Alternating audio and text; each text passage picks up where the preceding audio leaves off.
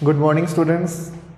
Last class में जो हमने टर्म्स डिस्कस की थी उसी को हम नेक्स्ट लेकर चलते हैं मेंडल्स के रूल पर, जो हमारी एनसीईआरटी में टॉपिक वाइज दे रखे हैं, जिनको हम अच्छे से पढ़ेंगे और इस पर जितने भी क्वेश्चन बनेंगे वो हम आपस में डिस्कस करेंगे, ताकि क्या है कि इसका एक छोटा सा अपने पास में रिवीजन हो जाए। क्योंकि देखो, आप लाइन टू लाइन पढ़ें, समझें, उन चीज़ों को खुद अपने नोट्स बनाएं। उससे क्या है कि जो आपकी मल्टीपल चॉइस क्वेश्चन को आप जैसे आप प्रॉब्लम रहती है कि मेरे से सॉल्व नहीं हो रहा है या कुछ ऐसा, तो वो प्रॉब्लम दूर होगी। क्यों? क्योंकि आपने एनसीईआरटी की लाइन टू लाइन पढ़ी है, और लाइन टू लाइन पढ़ने के बाद में जो भी मल्टीपल चॉइस क्वेश्चन बन रहा है वो कहाँ से बन रहा है? एनसीईआरटी से बन रहा है ना। चाहे वो किसी तरीके से उसने घुमा के दिया हो, लेकिन है तो बुक में से। तो कोशिश आप ये करें कि जो आपके पास में कोई भी चीज़, जो एमटीजी है या फिर आपके पास कोई भी इंस्टीट्यूट के नोट्स है, उनके जो मल्टीपल चॉइस क्वेश्चन है उनको आप topic wise line to line जब आप एनसीईआरटी पढ़ लो तो उनको सॉल्व करने की कोशिश करें, जिससे क्या ये बहुत ईजी हो जाएगा। अगर हम directly multiple choice question solve करेंगे, नहीं होगा अपन से। क्यों? क्योंकि हमने पहले टॉपिक को समझा ही नहीं है। अगर हम इन चीज़ों को पहले थोड़ा डिस्कस कर लें, समझ लें, फिर वो काम बहुत इजी हो जाएगा। ठीक है, चलिए अपन नेक्स्ट टॉपिक पे आते हैं। अपना ये टॉपिक देखिए, वही same principle of inheritance and variation, जिसके अंदर नेक्स्ट अपना टॉपिक है मेंडल्स लॉ ऑफ इनहेरिटेंस। यानी मेंडल ने जो रूल दिए हैं इनहेरिटेंस से रिलेटेड, वो रूल हम यहाँ डिस्कस करेंगे, मेंडल के रूल। तो मेंडल जो है, इसके लिए अब जो नई बुक्स आई है, जैसे राजस्थान बोर्ड की बुक्स, उसमें उसकी हिस्ट्री दे रखी है। अपन एनसीईआरटी में इतना हिस्ट्री इतनी ज़्यादा डीपली नहीं है, लेकिन अपन थोड़ा सा डिस्कस कर लेते हैं फिर भी। मेंडल जो है, उनका जन्म जो है वो हुआ था ऑस्ट्रिया में, चेकोस्लोवाकिया। मेंडल स्टार्टिंग अगर देखिए तो उनका जो एजुकेशन सिस्टम था वो सिस्टम मैथ से रिलेटेड है। अब अपन टॉपिक तो पढ़ रहे हैं बायोलॉजी का, लेकिन उनका इंटरेस्ट किससे था? मैथ्स, मतलब जो स्टडी थी वो मैथ्स से और फिलॉसफी से। लेकिन ये टॉपिक बायोलॉजी का है। जहाँ वो काम कर रहे हैं, एक छोटे से स्कूल के अंदर काम कर रहे हैं, चर्च में वो फादर है। उन गार्डन के अंदर जो मटर का प्लांट लगा हुआ है, उसमें जो वेरिएशन उनको दिखी और जो लोगों में जिनको वेरिएशन दिखी, उनको सेलेक्ट कर उन्होंने ये प्रैक्टिकल किया, और प्रैक्टिकल से फिर ये नए रूल्स बना दिए। मेंडल ने जो रूल बनाए हैं वो रूल जब अपनी बुक में पब्लिश करना चाहा, मतलब अब उस टाइम क्या है, बुक तो था नहीं, लेकिन नोट्स वगैरह बना करके सोसाइटी को अप्रूवल कराना होता था। तो सोसाइटी को जब अप्रूवल करा रहे हैं तो नोट्स अप्रूव नहीं हुए। अब मेंडल के नोट्स अप्रूव न होने के बहुत सारे कारण हैं। जैसे उस टाइम थ्योरी चल रही थी इवोल्यूशन की, सेकंड दुनिया आपस में लड़ रही थी। जैसे हम तो 1857 की क्रांति में बिजी थे, हमें कहाँ टाइम था पढ़ने के लिए, लेकिन कुछ साइंटिस्ट जो वर्क कर रहे थे वो इवोल्यूशन में बिजी थे। और उस टाइम इस तरह से नेटवर्किंग सिस्टम था नहीं, नेट था नहीं, मोबाइल कनेक्टिविटी कहाँ थी? हाथ से लिखा हुआ है, उसको प्रिंटिंग प्रेस में लेके जाना पड़ता, फिर अप्रूव कराना पड़ता। लेकिन इतना कोई अपन कहते कि डिस्ट्रीब्यूटिंग सिस्टम अच्छा बिल्कुल नहीं था। तो उस कंडीशन के अंदर मेंडल वहाँ फ्लॉप हो गए। लेकिन वहाँ फ्लॉप हुए हैं क्योंकि वो पब्लिश नहीं कर पा रहे हैं, लेकिन उनके जो रूल है वो फ्लॉप नहीं हुए हैं क्योंकि उनके अंदर सच्चाई थी। तो उनके अंदर जो सॉल्यूशन था, जो जेनेटिक्स से रिलेटेड मटेरियल था, वो 3 scientist, Hugo de Vries, Carl Correns, Erich von Tschermak, इन्होंने उसको वापस से स्टडी किया, अलग अलग, एक साथ नहीं, अलग अलग अपने अपने एक्सपेरिमेंट कर रहे हैं वो, और उन्होंने उसको वापस पब्लिश करवाया। तो 1900 में मेंडल जो है वो जेनेटिक्स के फादर कहलाए, क्योंकि उन्होंने ये जो रूल बताए थे वो सारे के सारे बिल्कुल सही और बहुत ही, मतलब अपन कह सकते हैं कि हेरिडिटी और इनहेरिटेंस के अंदर बहुत अच्छा एक सिस्टम बताया इन्होंने, जो आज हम पढ़ रहे हैं कि वेरिएशन क्या है, इनहेरिटेंस क्या है, जीन्स क्या है, और जो जीन है वो किस तरह से इवोल्यूशन में पार्टिसिपेट करते हैं। तो वो सारी बातें जो हैं इनके रूल से रिलेटेड है। तो चर्चा करते हैं अपन मेंडल्स लॉ ऑफ इनहेरिटेंस। ठीक है, सबसे पहले ग्रेगर मेंडल यानी father of genetics, father of genetics, father of genetics. Mendel का नाम याद रखना आपने, जिन्हें अपन कहें कि आनुवंशिकी का पिता यानी फादर ऑफ जेनेटिक्स कहा गया। नेक्स्ट, मेंडल ने जो अपने एक्सपेरिमेंट है वो कौन से प्लांट पे किए? पी प्लांट पे किए, पाइसम स्टाइवम, पी प्लांट पाइसम स्टाइवम पे किए। तो पी प्लांट पे जो एक्सपेरिमेंट किए हैं वो पी प्लांट को चूज करने का क्या कारण रहा? कारण ये रहा कि इसमें जो अपन को रिजल्ट मिलेंगे वो क्विक मतलब लगभग 2.5 से 3 महीने 4 महीने में हमारे पास में रिजल्ट मिल जाएंगे। अगर वो कहे कि आम के पौधे को सेलेक्ट करो, मैंगो ट्री मैंजीफेरा इंडिका को सेलेक्ट करो, तो रिजल्ट कब मिलेंगे? 1 साल बाद। आप देख ही रहे हो, आप आम का सीजन अब चल रहा है, आम का सीजन गर्मियों में, नेक्स्ट गर्मियों में आम आएंगे, इसका मतलब रिजल्ट कब मिलेगा? नेक्स्ट 1 साल में। लेकिन यहाँ पर रिजल्ट अपन को बहुत जल्द मिल रहे थे, लगभग 3 से 4, 2.5 से 3 महीने 4 महीने में अपन को रिजल्ट मिल रहे हैं। तो उन रिजल्ट्स के लिए मेंडल ने पाइसम स्टाइवम को सेलेक्ट किया। Next, steps in making a cross. Mendel ने जो पाइसम स्टाइवम का प्लांट लिया है उसके अंदर जो क्रॉस करवाना है, तो क्रॉस करवाने के लिए क्या स्टेप होने चाहिए? जैसे एग्जांपल, अब आपने भी बायोलॉजी सब्जेक्ट चूज किया तो आपने भी सोचा पहले कि मुझे सेलेक्ट करने जो आपने सब्जेक्ट सेलेक्ट करना है उसके लिए क्या क्या मतलब मेरा एम होना चाहिए, मेरे को फ्यूचर के अंदर क्या पॉसिबिलिटीज़ हो सकती है, इसलिए आपने उसको सेलेक्ट किया।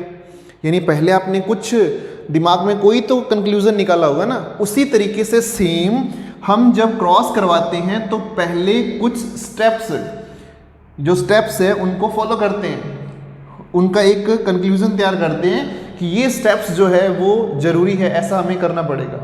जैसे सिलेक्शन, पी प्लांट का सिलेक्शन। अब मैं नॉर्मल बताऊं आपको कि मटर का जो प्लांट लगा हुआ है उसके ऊपर बहुत सारी फलियां लगी हुई है। मटर की फलियां ही होती है, पोड्स होती है, तो उन पोड्स के अंदर दाने हैं। अब वो जो दाने हैं उनकी क्वालिटी, पोड्स का साइज, ये सारी चीज़ें पहले सेलेक्ट करनी पड़ती है। अब उनका जो सिलेक्शन था 2 प्लांट का था कि एक मान लो एक प्लांट लिया जिसके कैरेक्टर बहुत अच्छे हैं, दूसरा और लिया जिसके मान लो उससे बेटर या उसके सिमिलर है। तो इस तरीके से अपन कह सकते हैं सिलेक्शन। सबसे पहले अपन सिलेक्शन ऑफ 2 पी प्लांट यानी पाइसम स्टाइवम के 2 मटर के जो पौधे हैं वो सिलेक्ट किए। सिलेक्ट करने के बाद नेक्स्ट स्टेप पर, ठीक है, नेक्स्ट देखिए इमैस्कुलेशन। इमैस्कुलेशन क्या है? हमने जब एंजियोस्पर्म स्टडी किया तो उसमें आपने पढ़ा था फ्लावर के 2 पार्ट होते हैं, मेल और फीमेल, ठीक है। जो रिप्रोडक्टिव साइकिल के अंदर पार्टिसिपेट करते हैं वो 2 पार्ट है, मेल और फीमेल पार्ट। हम यहाँ टॉपिक पढ़ रहे हैं इमैस्कुलेशन। तो इमैस्कुलेशन जो प्रोसेस है उसमें एंथर, रिमूवल ऑफ एंथर, यानी यहाँ पर मेल पार्ट को रिमूव कर देना है, मेल पार्ट को हटा देना है। अब आप खुद देखिए कि जब आप मटर के प्लांट में जो फ्लावर लग रहे हैं उसमें से मेल प्लांट को हटा दोगे तो बचेगा क्या?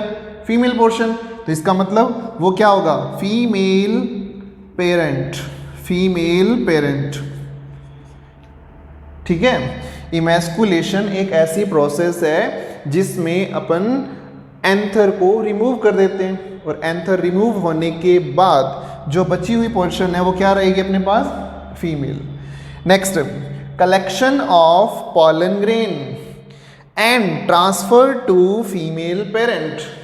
कलेक्शन, बहुत सारे प्लांट लगे हुए हैं, उन प्लांट के ऊपर जो मेल पार्ट है और उन मेल पार्ट में से मेल पोर्शन यानी पॉलन ग्रेन्स को वहाँ से पिक किया और ट्रांसफ़र कर दिया फीमेल पोर्शन पर, फीमेल पोर्शन पर इसको ट्रांसफ़र कर दिया। यानी आर्टिफिशियल मेथड है ना, ये काम हम कर रहे हैं, अपने आप नहीं हो रहा है। इसको मेंडल जो है यहाँ से मेल पोर्शन को उठाकर, मतलब पॉलन ग्रेन को उठाकर यहाँ से शिफ्ट कर रहे हैं कहाँ?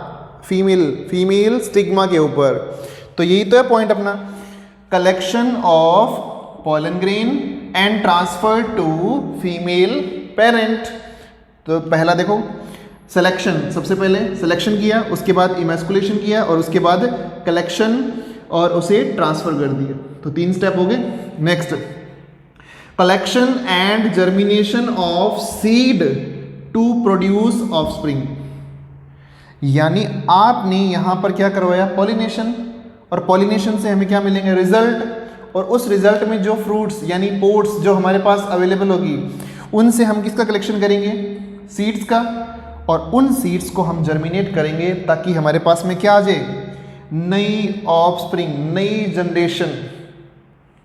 सिंपल सा एग्जांपल देखिए, ये 2 प्लांट है जिनको हमने सेलेक्ट किया।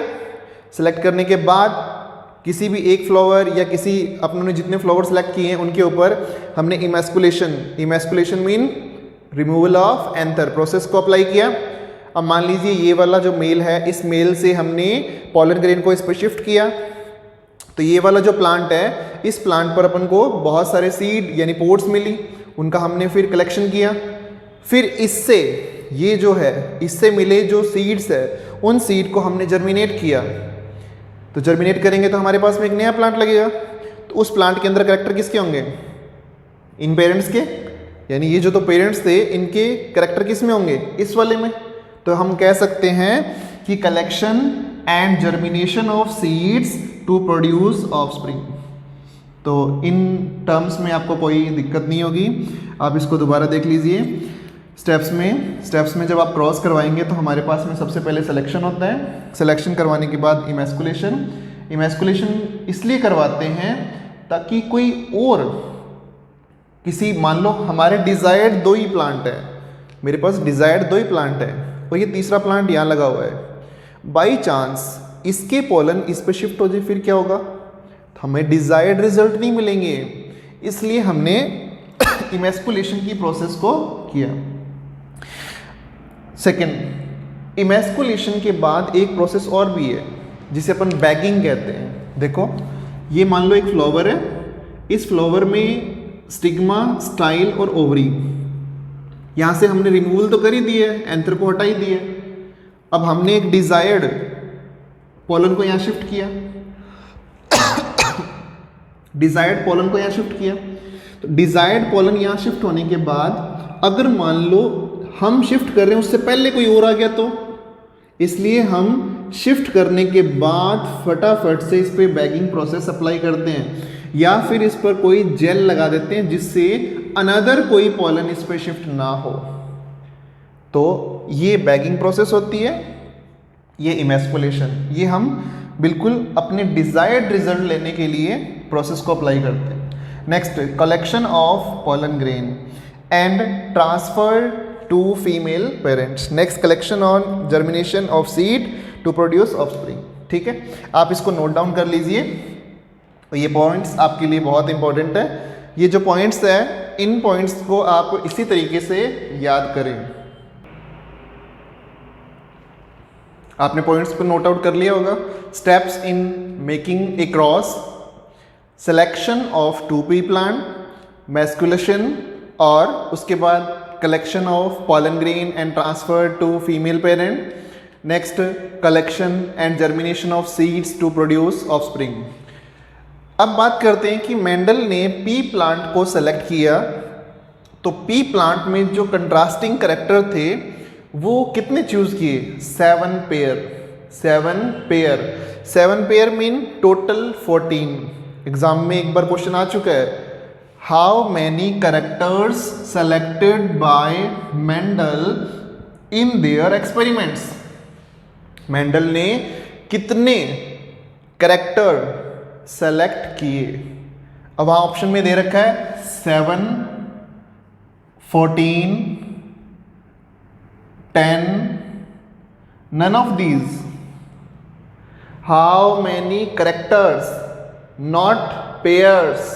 तो कैरेक्टर्स में आंसर 14 होगा। क्लास में मोस्ट ऑफ स्टूडेंट ने क्या लगाया, 7, जो गलत है। हम अगर वो पेयर का पूछे तब आप 7 पेयर बोलो, अगर वो टोटल पूछ रहा है तो आप कितना कहोगे, 14। जो एक टेबल में दे रखे हैं इनको हम डिस्कस करते हैं। सबसे पहले जो फर्स्ट कैरेक्टर है वो है स्टेम हाइट, यानी जो मटर का प्लांट है, पी प्लांट है, पाइसम स्टाइवम का जो प्लांट है उसके अंदर स्टेम की हाइट, जिसमें दो तरीके के प्लांट देखने को मिल रहे हैं, अपने को दो कैरेक्टर देखने को मिल रहे हैं, टॉल और ड्वार्फ। लेकिन यहां फिर आपने एक टर्म याद रखनी है जो हमने लास्ट क्लास में डिस्कस की, कौन सी? डोमिनेंट और रिसेसिव। डोमिनेंट का मीन क्या बताया था? डोमिनेंट का मीन क्या था?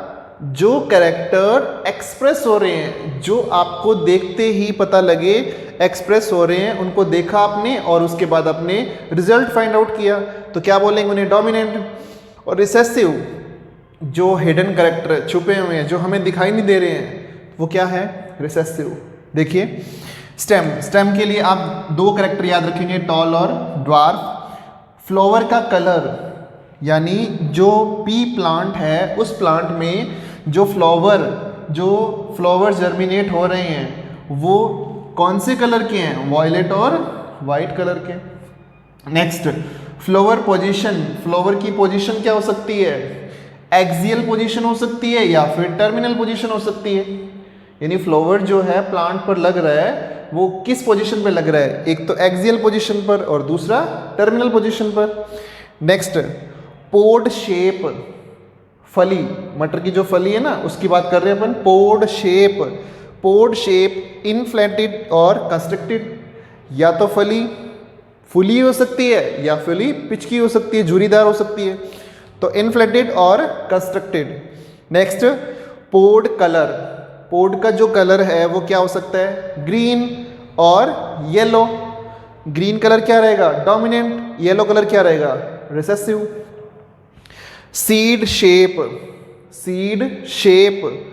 राउंड एंड रिंकल, राउंड, गोल, रिंकल्ड, झुरीदार। यानी अब सीड जो है उसकी शेप क्या रहेगी? सीड कलर येलो और ग्रीन। येलो कलर डोमिनेंट और ग्रीन कलर रिसेसिव। तो इनमें से बहुत सारी चीज़ें हम मेंडल के जो रूल्स है फर्स्ट, सेकंड और थर्ड, उन रूल्स के अंदर हम इनको फॉलो करेंगे। जैसे फॉर एग्जांपल कि मेंडल ने ये कहा कि 7 पेयर, यानी जो 7 पेयर जो कैरेक्टर लिए हैं उन कैरेक्टर को हमने डोमिनेंट और रिसेसिव की फॉर्म में पढ़ लिया। अब इनको हम जब क्वेश्चन सॉल्व कर रहे हैं, जब हम इनका रिजल्ट निकाल रहे हैं, जब हम क्रॉस करवा रहे हैं, तो इनको हम अंग्रेजी के बड़े अक्षर और छोटे अक्षर की फॉर्म में लेते हैं। कैसे? यानी कैपिटल और स्मॉल लेटर के अंदर हम इन्हें लिखते हैं। जैसे देखिए आप टॉल के लिए आप क्या यूज करोगे? Capital T. यानी डोमिनेंट है उस पोजीशन में आप कह रहे हो कि कैपिटल वर्ड जो है वो डोमिनेंट को डिनोट करेगा। सेकेंड, रिसेसिव में स्मॉल टी।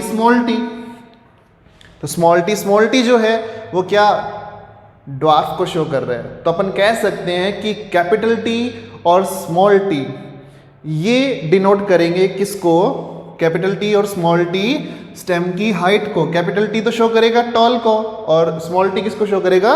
ड्वार्फ कंडीशन को।